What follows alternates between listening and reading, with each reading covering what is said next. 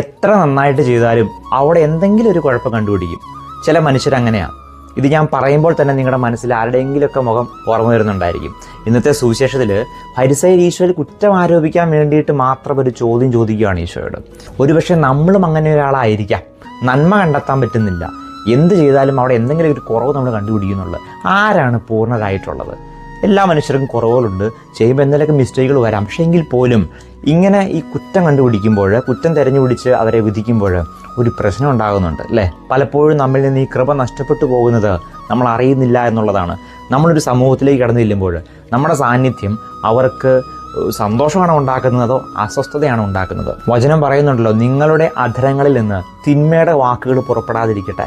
കേൾവിക്കാർക്ക് ആത്മീയ ചൈതന്യം പ്രദാനം ചെയ്യുന്നതിനായിട്ട് അവരുടെ ഉന്നതിക്ക് ഉതകും വിധം നല്ല കാര്യങ്ങൾ സന്ദർഭമനുസരിച്ച് സംസാരിക്കുകയും. നമ്മുടെ സംസാര രീതികൾ എങ്ങനെയൊക്കെ ഉള്ളതാണ്? കൃപ നിറയുന്നതാണോ? മറ്റുള്ളവരെ പടുത്തുയർത്തുന്നതാണോ? അവരെ കൂടുതൽ ദൈവത്തിലേക്ക് അടുപ്പിക്കുന്നതാണോ? അതോ എപ്പോഴും എല്ലാത്തിനും നെഗറ്റീവ് കണ്ടുപിടിച്ചുകൊണ്ട്, കുറ്റം കണ്ടുപിടിച്ചുകൊണ്ട് മറ്റുള്ളവരെ താഴ്ത്തി കിട്ടുന്ന തരത്തിലുള്ളതാണോ?